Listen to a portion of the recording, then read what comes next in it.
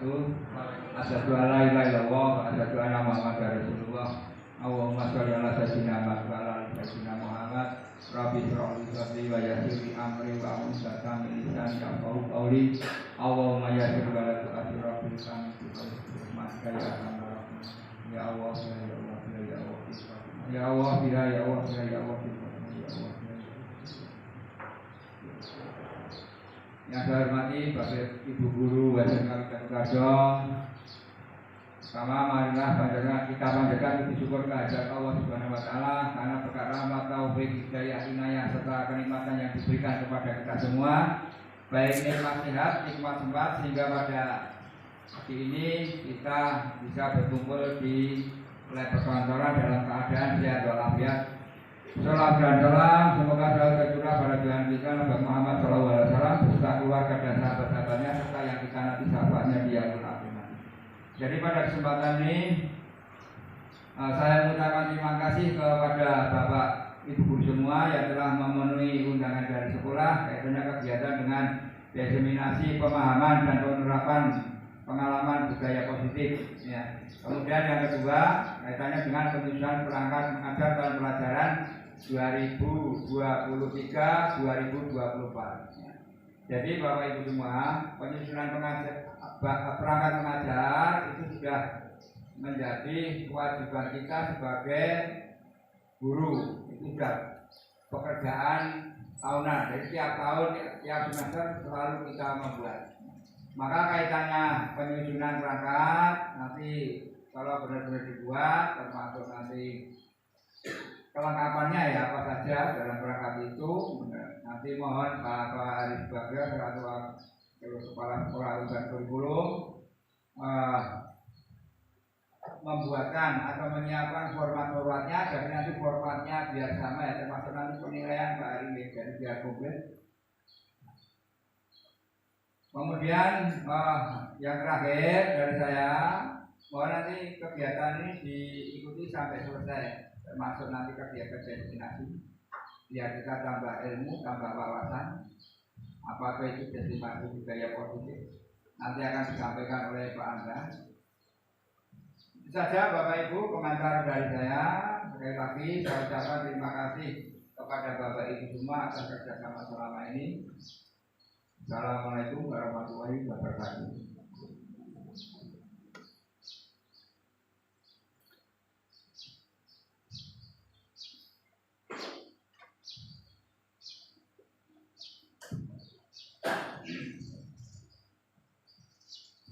Assalamualaikum warahmatullahi wabarakatuh.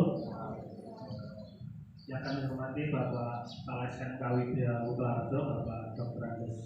Agus Rofi Budiasto. Yang kami hormati Bapak Ibu Guru dari SMK Widya Utoharjo.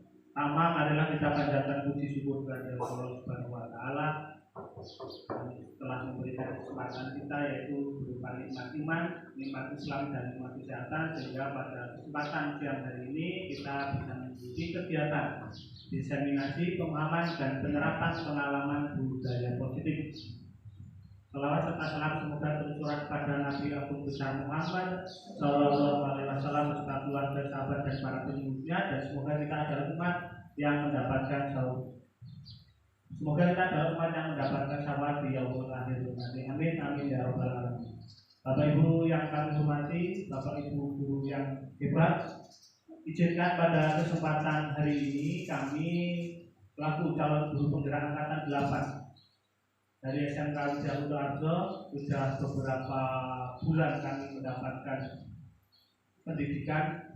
Pada kesempatan hari ini izinkan kami menularkan sedikit ilmu yang telah kami dapatkan sebagai bentuk tugas, sebagai bentuk tanggung jawab kami kepada instansi yang menaungi kami selama pendidikan calon guru penggerak. Untuk kesempatan ini, diseminasi pemahaman dan penerapan pengalaman yaitu terkait dengan budaya positif. Bapak Ibu guru yang hebat, di sini sifatnya kami berbagi. Jadi mungkin banyak sekali Bapak Ibu guru yang jauh lebih hebat, jauh lebih baik daripada kami. sifatnya kami adalah sekedar berbagi pengalaman, berbagi ilmu. Mungkin Bapak Ibu guru banyak yang belum paham terkait diseminasi pemahaman, mungkin masih jarang atau masih awam, karena mungkin kalau kita kenal mungkin sekedar presentasi seminar. Nah, ini hampir mirip, tetapi kalau untuk diseminasi itu terkhusus dalam satu organisasi. Setelah itu kita sifatnya adalah mengajak. Jadi apa yang kami paparkan tidak hanya sekedar informasi saja, tapi juga sebagai ajakan untuk melakukan hal yang positif. Kenapa di sini ada budaya positif? Nah, kita nanti sambil bersama-sama kita belajar dengan budaya positif. Izinkan saya untuk berdiri menyampaikan materi yang sudah kami siapkan.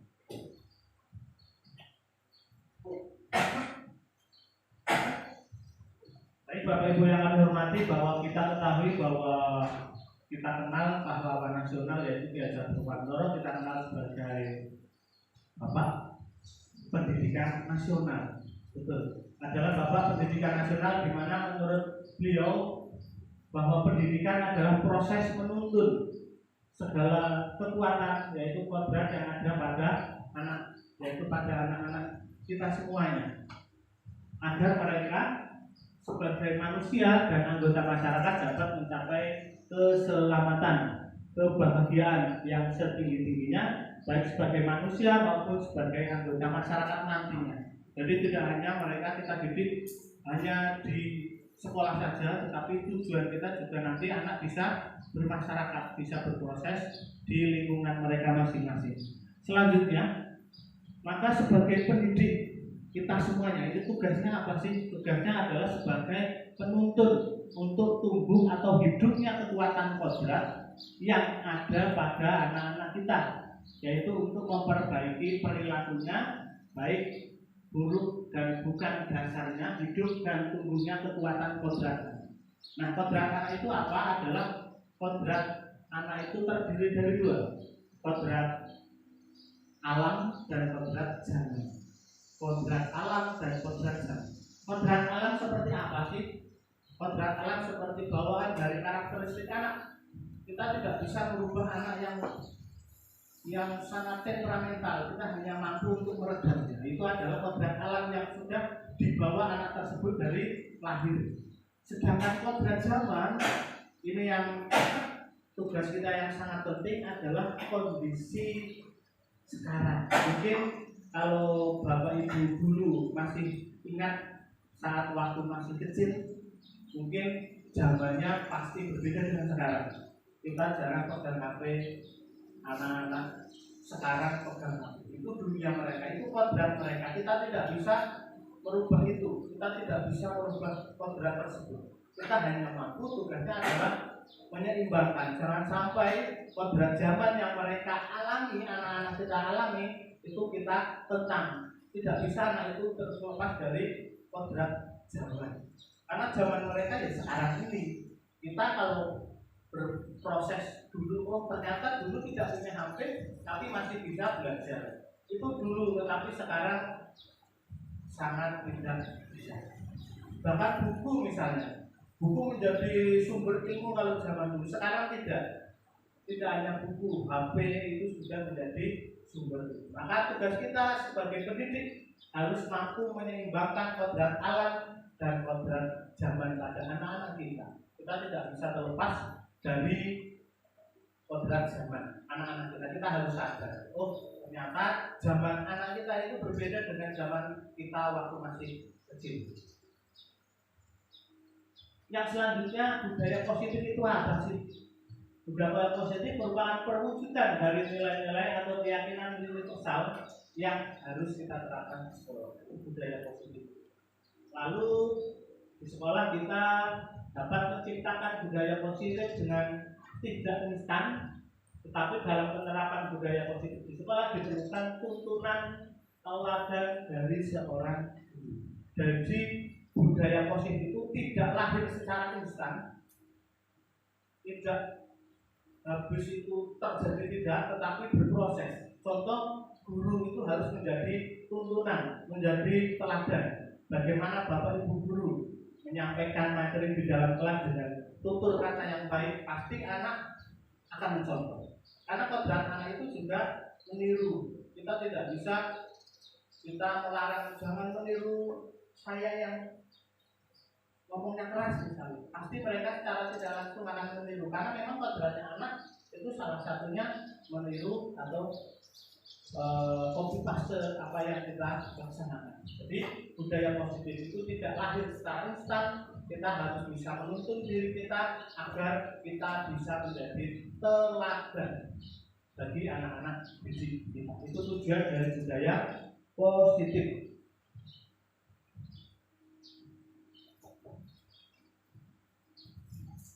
Silakan Bu.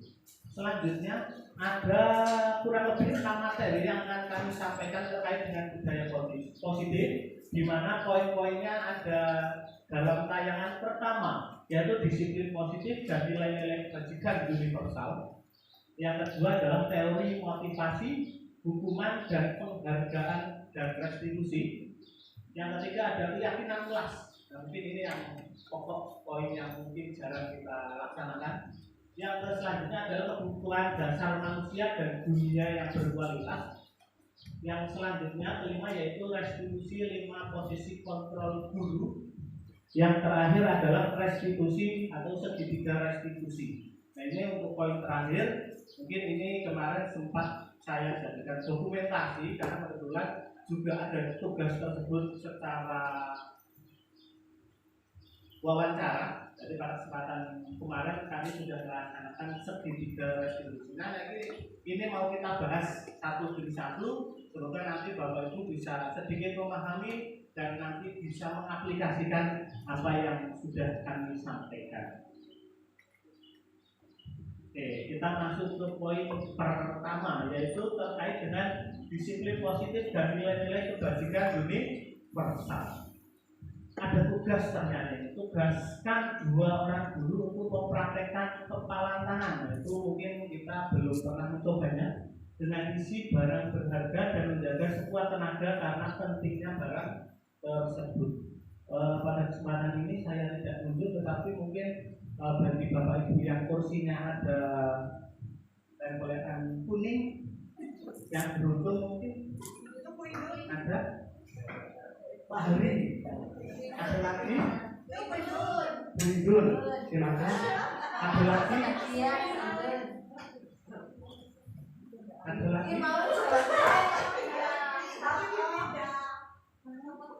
Berarti ada Pak Hari dan Bundul. Boleh kami mengharap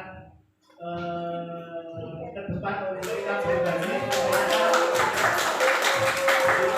Silakan Bundul, Bapak Hari, kita sedikit berbagi.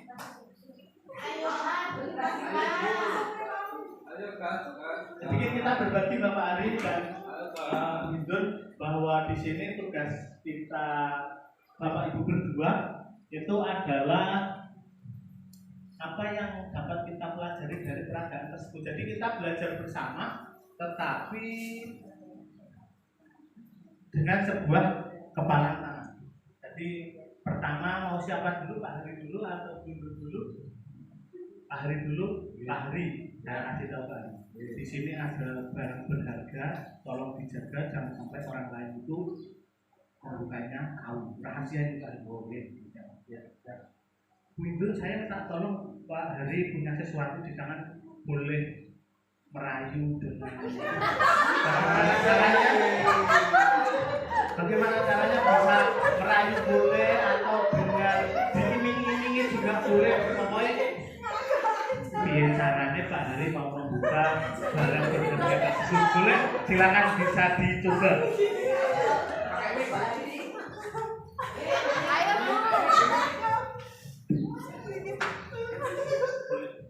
Boleh mungkin pertama kita ajak Pak Hari tolong buka, mungkin pelan-pelan dulu gitu ya, secara halus. Tapi kalau nggak boleh ya, boleh kasar dulu atau besok atau beraya. Silakan dulu. Pak Hari dirayu agar Pak Hari mau membuka.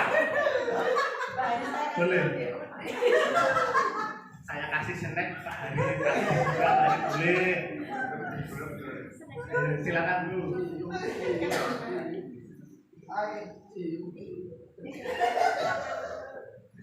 Hari tolong dong dibuka tangan. Hari tolong dong buka tangannya. Boleh nggak Pak? Ya enggak boleh. Silakan coba dimaju lagi yang lebih keras lagi mungkin. Yang lebih menarik bagi Pak Hari mungkin Pak Hari sukanya apa Pak Hari? Pak Hari sukanya motor, mungkin mau dikasih motor boleh. Pak Hari saya kasih motor boleh. Boleh ayo Bahasa Inggris. sudah menyerah. Windows menyerah atau mau dikasih sertifikat tanah boleh. Kasih motor. Pak Hari suka motor, mungkin Pak Hari kepalanya dibuka tapi nanti saya kasih motor. Itu boleh. Silakan boleh sekeras tenaga tapi jangan digelitik. Jangan digelitik. Silakan boleh.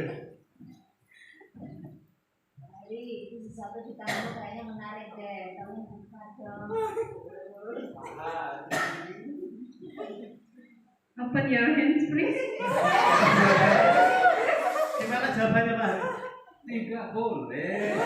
Tidak boleh. Cukup ya, mungkin rayuannya sudah cukup, tidak mempan. Oke, sekarang gantian Pak Hari. Sekarang boleh saya minta? Enggak boleh. Enggak boleh. Sekarang tak kasih aja, saya punya banyak Bu. Saya punya barang berharga banyak. Rahasia ini terkait dengan pokoknya sangat-sangat rahasia, disimpan jangan sampai nanti Pak Hari itu tahu.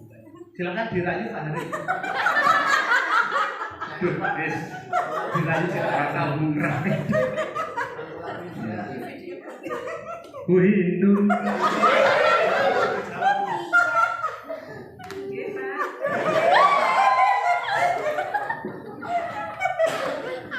Tangan Bu Indun bagus ya. Coba telapaknya dibuka dong. Yang mana ya? Yang sebelah kiri, yang sebelah kiri coba. Tolong dibuka. Tolong Bu dibuka. Yang sebelah kiri. Kayaknya isinya bagus ya. Coba Bu dibuka Bu. Dibuka. Yang sebelah kiri. Tangannya dibuka gini lah, gini. Yang sebelah kiri. Wani piro.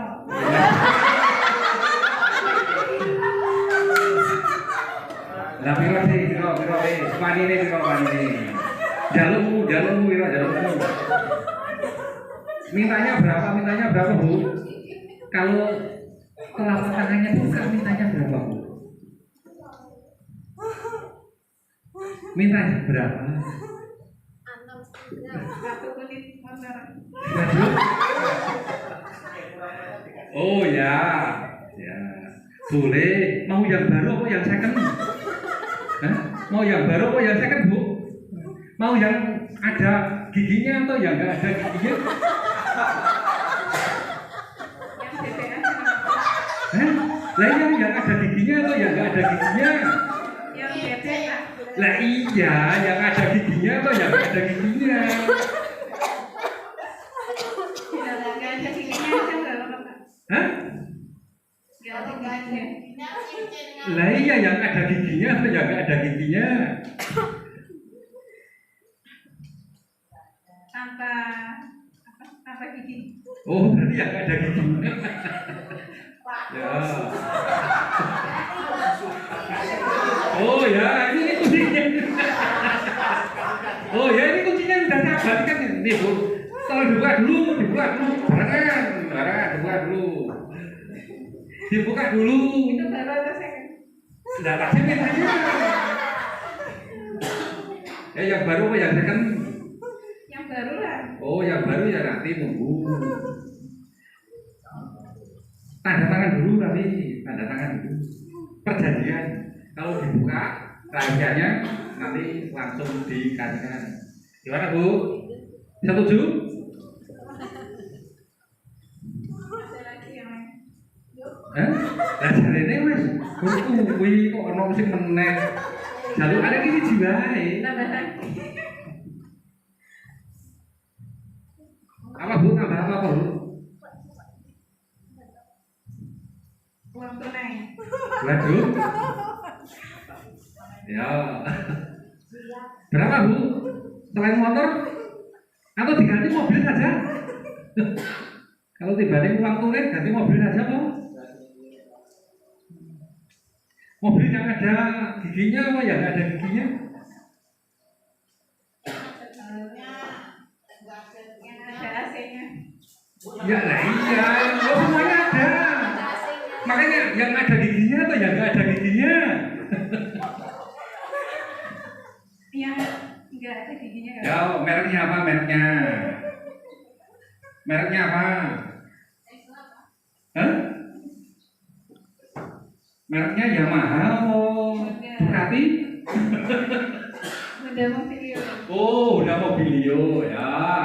Saya kenapa yang baru? Yang saya kan nggak apa-apa yang dinas bagus. Oh ya, second oh ya udah. Dibuka dulu dibuka dulu ya udah. Dibuka dulu. Oh ya dibuka dulu. Ya tadi mobilio dibuka dulu 1, 2, 3. Ya buka. Iya. Dibuka dulu. Ya bener. Nah, terima kasih.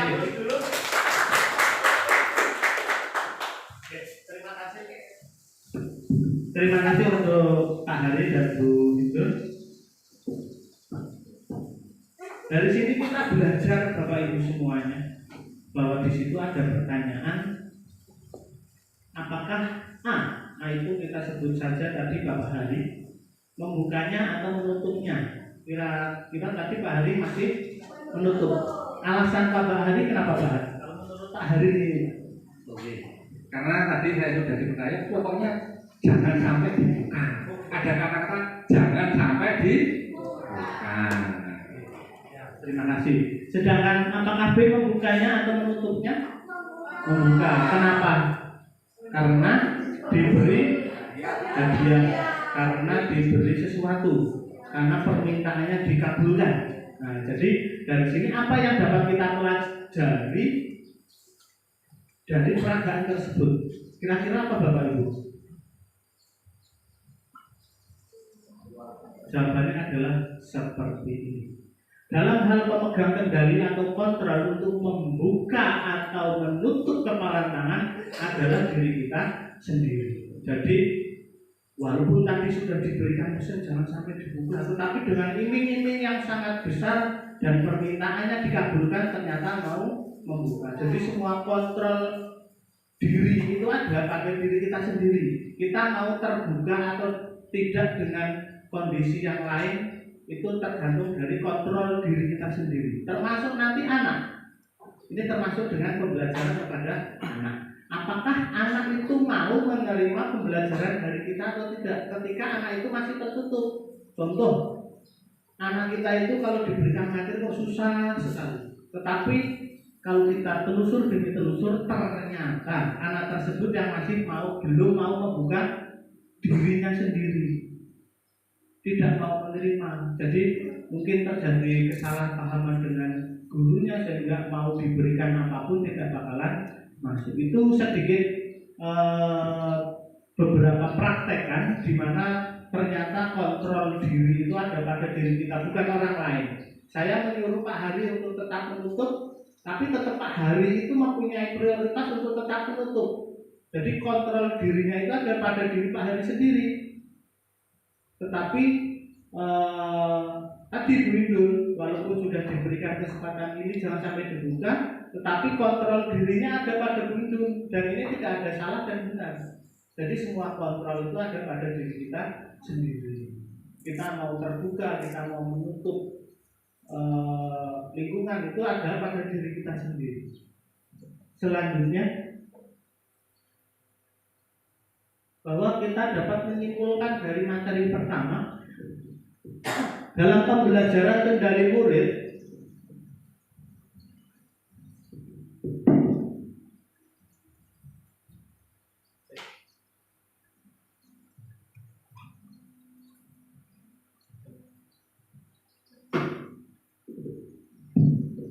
pembelajaran kendali murid ada pada mereka sendiri. Jadi kendali pembelajarannya itu ada pada anak sendiri.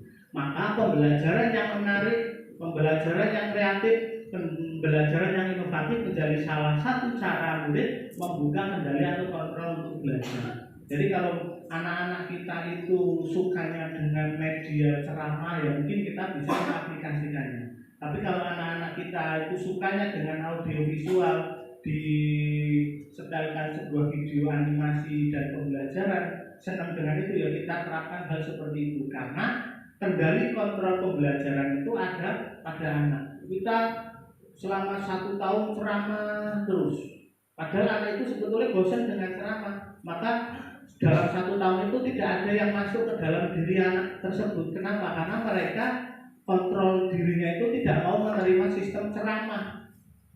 Jadi kita harus memahami bahwa jangan sampai kita itu tertutup dengan apa kondisi anak-anak kita. Itu kesimpulan dalam pembelajaran yang pertama. Yang selanjutnya kita masuk ke dalam miskonsepsi tentang teori kontrol menurut Dr. William Glasser, bahwa ilusi guru itu mengontrol murid itu ternyata itu salah. Kita sebetulnya tidak bisa mengontrol murid. Kita menyuruh mereka untuk tetap A, tetapi mereka punya pilihan untuk bisa memilih B, C, D, karena mereka mempunyai kontrol diri. Kita menyuruh anak itu tetap diam sampai kapan? Ya sampai mereka bosan. Nanti kalau mereka sudah bosan, mereka akan ramai kembali. Itulah ilusi atau miskonsepsi teori kontrol. Jadi kita sebetulnya tidak bisa mengontrol murid kita, hanya bisa mengkondisikan atau memaksimalkan potensi yang ada pada murid kita. Jadi pada kesempatan ini juga kami menyampaikan bahwa awal pembelajaran itu yang paling efektif adalah kita dengan melakukan diagnostik, asesmen diagnostik, di mana kegiatan asesmen diagnostik itu kita bisa mengetahui karakteristik anak-anak dalam proses pembelajaran. Ada yang sukanya ternyata lewat video langsung, ada yang sukanya membaca, ada yang memang harus langsung menerapkan, dan itu sudah kami aplikasikan dari kelas 10 yang kemarin dalam kegiatan MPLS. Ada kegiatan asesmen diagnostik, ternyata dari 20 anak juga bermacam-macam teori pembelajaran. Jadi kita juga harus membuka diri bahwa anak itu kalau ceramah yang suka paling 1-2, anak itu yang menerapkan audiovisual juga lumayan banyak. Itu kita harus membuka diri. Selanjutnya ilusi bahwa semua penguatan positif efektif dan bermanfaat. Yang selanjutnya ilusi bahwa kritik dan membuat orang merasa bersalah dapat menguatkan karakter. Ilusi bahwa orang dewasa memiliki hak untuk memaksa. Nah ini yang sering kita lakukan. Ketika ada anak yang salah, kita memaksa untuk maju ke depan, untuk menerima keputusan. Kamu terlambat, harus push up 100 kali. Itu suatu kegiatan pemaksaan oleh orang dewasa. Itu adalah sekedar ilusi. Yang betul apa? Yang betul adalah kita membuat kesepakatan. Dan nanti semakin ke belakang kita semakin memahami materi. Selanjutnya,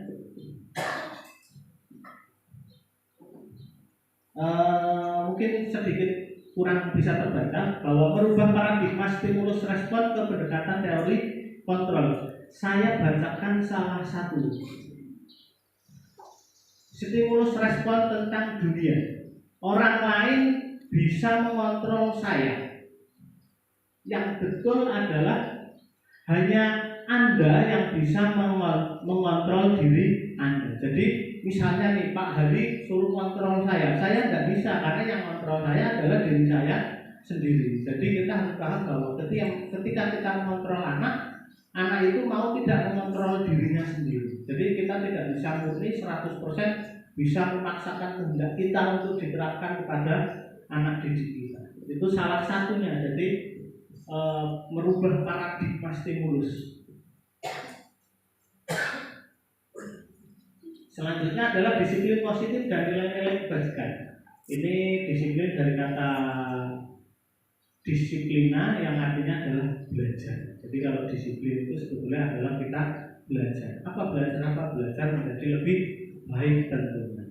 Lalu di situ ada penambahan kata, yaitu disiplin positif yang merupakan salah satu cara penerapan disiplin yang bertujuan. Nah, itu tujuannya adalah untuk menumbuhkan kesadaran serta memberdayakan siswa tanpa imbalan, tanpa penghargaan atau reward, ancaman atau bahkan hukuman. Dan itu yang sering kita lakukan. Ketika kita menyuruh anak tidak mau, kita hukum. Ketika kita menyuruh anak, kita kasih imbalan. Kita menyuruh anak, kita kasih penghargaan. Nah, itu kurang tepat.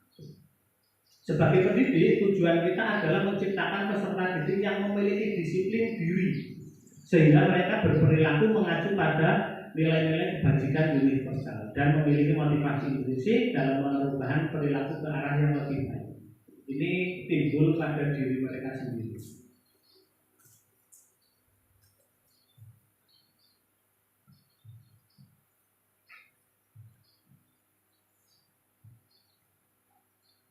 Ada sebuah kalimat, tugas Bapak Ibu adalah membaca dan memahaminya, dan nanti jawabannya tolong disimpan, nanti kita berbagi bersama. Sebagai seorang guru, saat Anda hadir mengajar di kelas tepat waktu, motivasi apakah yang mendasari tindakan Anda? Jadi ketika kita proses pembelajaran, kita datang ke kelas dengan tepat waktu, apa sih motivasinya, apa sih yang menjadi dasar dari kegiatan tersebut? Pilihannya ada 3, yaitu yang berwarna merah. Apakah Anda datang tepat waktu karena tidak ingin ditegur oleh atasan Anda dan kemudian mendapatkan surat peringatan?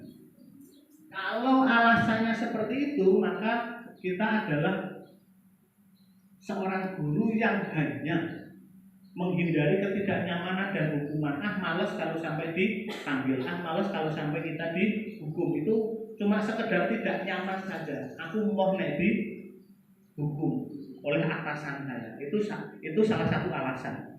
Tapi kalau jawabannya adalah Anda ingin mendapatkan pujian dari atasan Anda dan mendapat penghargaan sebagai karyawan atau guru yang berprestasi. Kalau alasannya seperti itu, maka Bapak Ibu adalah guru yang mendapatkan imbalan atau penghargaan dari orang lain. Jadi mengharap, saya itu kalau mengajar tepat waktu ingin dihargai, ingin diberikan reward oleh orang lain. Oh ternyata Pak Kaisal misalnya adalah guru yang sangat rajin, kita berikan penghargaan.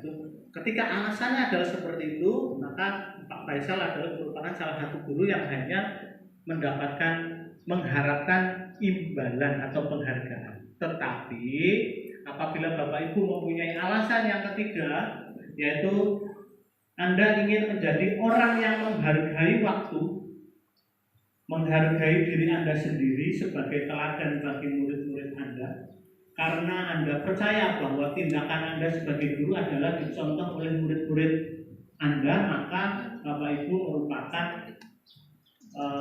mengaplikasikan terkait dengan menghargai nilai-nilai diri sendiri. Dan itu adalah tingkatan yang paling tinggi sebagai seorang pendidik. Tidak ada alasan untuk biar tidak dihukum oleh atasan, biar tidak dipanggil. Tapi kalau sudah alasan yang paling tadi yang terakhir, yaitu menghargai nilai-nilai diri sendiri, adalah tingkatan yang paling tinggi dari seorang guru, karena tidak punya alasan untuk tidak dihukum oleh atasan, karena alasannya adalah menghargai diri sendiri dengan cara apa? Menghargai waktu, dengan menghargai kepercayaan murid-murid kita, yang menghargai kedatangan kita. Nah, silakan Bapak Ibu bisa jawab, apakah Bapak Ibu termasuk pilihan yang menghindari ketidaknyamanan, mendapatkan imbalan, atau yang menghargai nilai-nilai diri sendiri. Nah, kalau untuk menghindari ketidaknyamanan atau hukuman adalah tingkatan terendah dari motivasi perilaku manusia.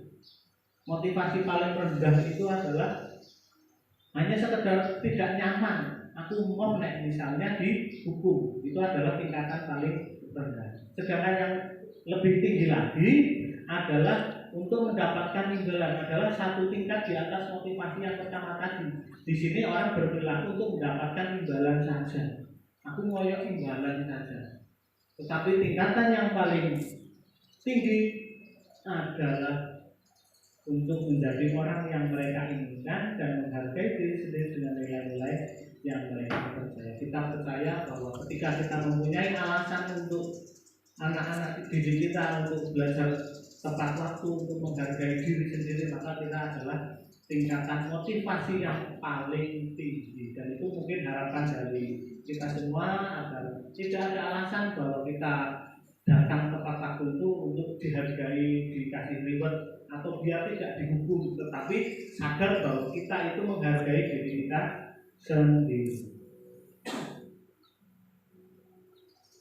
Kesimpulan bahwa nilai-nilai kebajikan yang kita harus ajarkan kepada murid, salah satunya adalah empati. Empati itu apa? Adalah sikap kita dalam membangun pemahaman siswa kita yang peduli untuk merasakan perasaan temannya atau orang lain. Jadi ketika ada teman yang sakit, kita harus memberikan sikap empati. Jangan sampai sikap-sikap kita adalah sikap yang sebaliknya. Itu sikap empati. Dan tugas kita adalah memberikan sikap empati tersebut. Yang kedua adalah memberikan kerjasama, yaitu dengan cara menyadari pentingnya bekerja sama dengan mencapai tujuan bersama. Tentunya ini di porsi-porsi pembelajaran yang baik. Contohnya adalah team teaching. Setelah itu adalah tutor sebaya. Nah, itu memberikan kerjasama, bukan dalam konteks yang negatif atau dalam sedang ulangan tetapi disuruh untuk kerjasama. Atau nilai-nilai kebajikan yang lain adalah keadilan. Jangan sampai kita memberikan keadilan yang berbeda dengan anak-anak di diri kita. Misalnya ada satu anak yang rajin, pintar, kita kasih reward yang berbeda dengan teman yang lain dalam artian simpatisannya, terus keadilannya itu jangan. Kita harus menyamaratakan. Selanjutnya integritas dan tanggung jawab. Mungkin ini sedikit, kita lanjut yang selanjutnya. Ini sebuah soal, Bapak Ibu bisa memahami, nanti kita cari jawaban yang tepat. Iva kurang menguasai pelajaran matematika, sehingga pada saat pelajaran tersebut berlangsung, dia lebih banyak berdiam diri atau menggambar di buku pelajarannya. Pada saat guru matematikanya yaitu Pak Seno menanyakan pertanyaan, Iva menjadi gugup dan tak sengaja menjatuhkan tas dari kursi sehingga serta tiba-tiba menjadi gagap pada saat berupaya menjawabnya. Seluruh kelas pun tertawa melihat perilaku Iva yang bicara bergagap dan terkejut tersebut. Pak Seno pada saat itu membiarkan teman-teman Iva menertawakan Iva yang tergagap dan malu luar biasa. Pak Seno memberikan kesempatan teman-temannya untuk tertawa, menertawakan Iva yang gugup. Setelah itu, dan malahan minta Iva untuk maju ke depan dan berdiri di depan kelas sambil menunjuk hidungnya karena tidak bisa menjawab pertanyaan dari Pak Seno. Kelas menjadi gaduh, anak-anak pun tertawa melihat Iva di depan kelas memegang ujung hidungnya. Jadi ada satu anak yang terdiam, setelah itu menggambar di buku pelajaran. Ada seorang guru yang memberikan kesempatan teman-temannya untuk menertawakan sikapnya karena gugup. Timbul pertanyaan, apakah Anda setuju dengan tindakan Pak Seno terhadap Iva? Saya minta jawabannya dari monggo Bu Woro.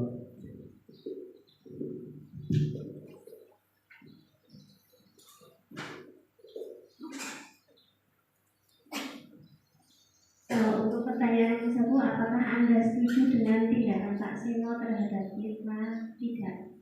Mengapa? Karena itu membuat mental anak itu menjadi down. Kemudian nomor 2, menurut Anda tindakan Pak Seno terhadap Iva adalah sebuah hukuman atau konsekuensi? Mengapa? Untuk nomor 2 ini antara hukuman dan konsekuensi hampir sama ya. Tapi melihat kronologinya itu tadi untuk Pak Seno itu menurut Iva ya, Iva untuk maju dan Iva itu tidak bisa, kemudian Iva gugup dan ditertawakan teman-temannya. Itu konsekuensi mungkin Pak. Konsekuensi. Ada yang mungkin mau yang lain menjawab? Kita beri aplaus dulu untuk dia menjawab. Mungkin dari bapak-bapak yang mau menjawab, Pak Hari mau berusaha menjawab? Oh yang lain, oke. Jadi kita coba untuk ini kesimpulan dari kasus tersebut. Tidak seharusnya Pak Seno sebagai seorang guru membiarkan teman-teman sekelas menertawakan atau merendahkan seorang murid. Ini termasuk bullying yang sangat fatal. Jawaban beliau Ibu Woro juga sangat tepat, yaitu mampu menurunkan pemahaman anak, motivasi anak, semangat anak, semuanya menjadi down. Kalau sudah ditertawakan di depan kelas kan itu mau belajar malu, konsentrasinya pasti akan pecah. Tindakan tersebut tidak dapat dianggap sebagai sebuah hukuman atau konsekuensi yang membangun, tetapi hukuman atau konsekuensi yang konstruktif seharusnya bertujuan untuk memberikan pelajaran, pembelajaran dan perbaikan perilaku, bukan untuk merendahkan atau menyakiti murid. Dalam hal ini, tindakan Pak Seno lebih mirip kepada bentuk intimidasi atau pelecehan. Karena seperti tadi membiarkan teman-temannya menertawakan. Jadi bukan lagi hukuman, bukan lagi konsekuensi, tapi ini malah lebih condong ke intimidasi. Apakah hukuman, apakah konsekuensi, setelah ini kita belajar kembali. Yang berpotensi merusak harga diri dan kepercayaan diri seorang murid.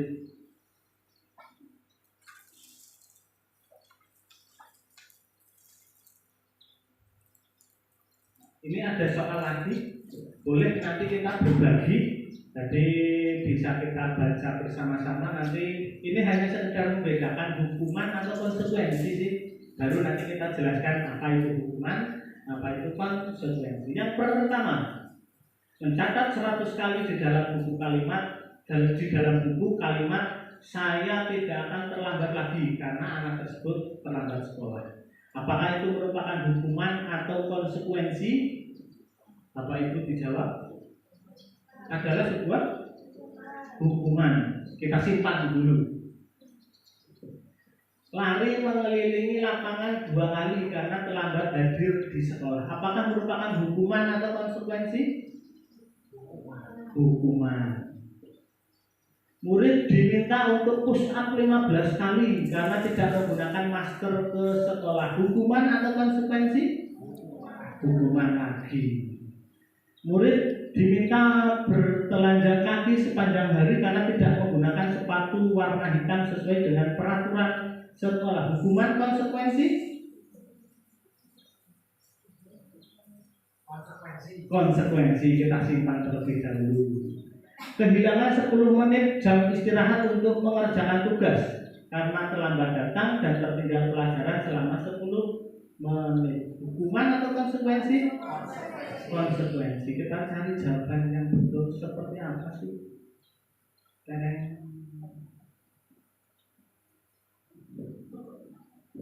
Mencatat 100 kalimat dalam buku saya tidak akan terlambat adalah sebuah konsekuensi, dan condong jawabannya lebih banyak yang tepat.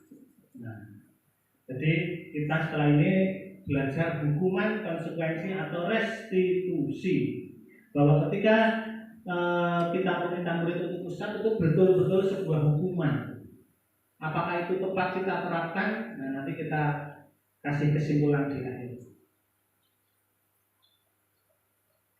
Sedangkan restitusi adalah proses menciptakan kondisi bagi murid untuk memperbaiki kesalahan mereka sendiri, sehingga mereka bisa kembali ke kelompok dengan karakter yang lebih kuat. Yang terakhir yaitu restitusi membantu murid menjadi lebih memiliki tujuan, disiplin positif, dan memulihkan dirinya setelah berbuat salah. Nah, itu nanti kita pelajari itu. Ketika anak itu salah, bukan tugas kita untuk menyuruh menghukum, tapi kita memberikan stimulus respon agar mereka itu satu menyadari kesalahan sendiri. Nah, nanti apa poin-poinnya kita lanjutkan. Kita masuk ke dalam keyakinan kelas.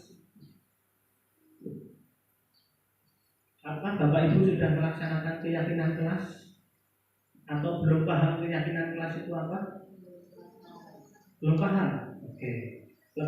Mungkin nanti kalau kita belajar bersama kita paham di mana keyakinan kelas itu sebetulnya adalah penyempurnaan daripada tata tertib kelas, peraturan kelas yang disepakati bersama, tujuan utamanya sama, tidak salah satu pihak, tetapi semuanya mempunyai tanggung jawab dan perannya masing-masing. Kalau peraturan itu lebih condong seperti ini, misalnya Bapak Ibu, dilarang makan pada saat jam pelajaran. Itu peraturan. Apakah di kelas Bapak Ibu sama? Sama mungkin ya, dilarang makan. Tapi sebetulnya itu bisa kita sempurnakan dengan berbagai kalimat yang positif, karena restitusi itu adalah kalimat-kalimat yang positif. Keyakinan kelas itu adalah dibuat bersama, disepakati bersama, dilaksanakan bersama, dan bermakna positif. Nah, keyakinan kelas ini kita bisa laksanakan di awal pembelajaran. Jadi kita dengan anak-anak kita, anak-anak nanti kalau pelajaran matematika, kita itu harus mempunyai keyakinan kelas bersama-sama. Nah, kalimat-kalimat yang ada di dalam keyakinan kelas itu disampaikan oleh anak-anak, jadi bukan oleh gurunya. Bersikap jujur, misalnya ada anak yang menyampaikan harus sikap jujur Bu, oke, kita kasih tulis bersikap jujur. Yang kedua, ada yang menjawab bersikap sopan kepada guru, nah itu kita tuliskan. Selanjutnya saling peduli dan membantu sesama, kita juga tuliskan dalam sebuah keyakinan kelas. Berdoa sebelum dan sesudah pembelajaran, itu juga hal positif dan kita sebetulnya ada di dalam peraturan, tetapi karena ini adalah keyakinan kelas dan ini sifatnya positif, bisa dimasukkan ke dalam keyakinan kelas. Bertanggung jawab dan mengerjakan tugas piket. Nah, kalimat-kalimat itu adalah contoh keyakinan kelas yang bisa kita terapkan di anak didik kita masing-masing. Contoh misalnya kita ketemu jurusan A, bahwa ketika jurusan A itu rata-rata adalah putri. Nah, ketika putri itu kebiasaan kalau sedang diajar itu makan. Tapi kalau kita ketemu dengan jurusan B yang rata-rata adalah putra, maka rata-rata anak tersebut sukanya tidur, mengantuk. Nah, itu keyakinan yang harus kita sepakati bersama. Mungkin dengan kelas A, jurusannya putri-putri semua, keyakinan kelasnya akan berbeda dengan keyakinan kelas B yang rata-rata putra.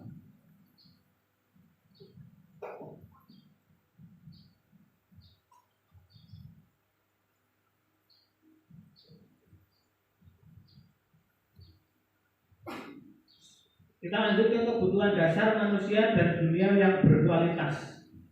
Semua yang kita lakukan adalah usaha terbaik kita untuk mendapatkan apa yang kita inginkan. Ketika kita mendapatkan apa yang kita inginkan, sebetulnya saat itu kita sedang memenuhi satu atau lebih dari satu kebutuhan dasar kita, yakni kebutuhan untuk bertahan hidup, kasih sayang yang dan rasa diterima, kebebasan, kesenangan, dan penguasaan.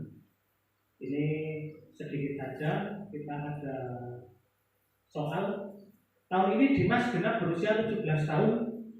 Dia senang sekali ketika ayahnya mulai mengajarkan cara menyetir mobil. Setiap akhir pekan dia berlatih menyetir. Ia terlihat senang sekali berlatih sampai akhirnya dia bisa menyetir mobil dengan baik dan lancar. Ketika ibunya bertanya kepada Dimas, apa yang membuat dia ingin bisa menyetir mobil?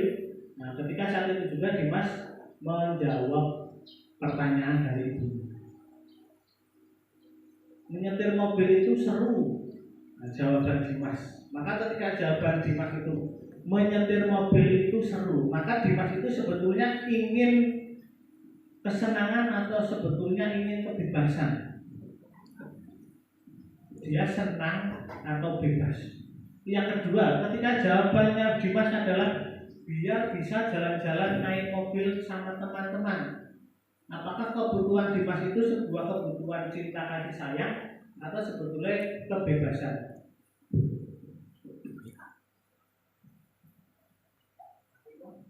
Ada WA. Ada WA.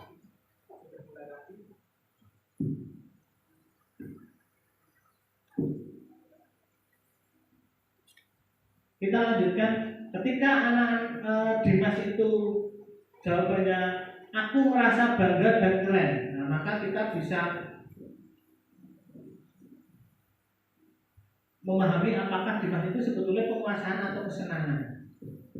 Nah, kita bisa lihat bersama. Sebetulnya ketika Dimas itu bisa menyetir mobil, ditanya oleh ibunya, menyetir mobil itu seru, maka dia sebetulnya senang dengan kegiatan tersebut, senang menyetir mobil. Lalu jawaban Dimas yang lain adalah biar bisa jalan-jalan naik mobil sama teman-teman. Sebetulnya Dimas itu adalah tipe orang yang cinta dan kasih sayang dengan sesama. Jadi bisa naik mobil karena ingin jalan-jalan dengan temannya. Itu adalah sebuah cinta kasih sayang. Tetapi ketika Dimas jawabannya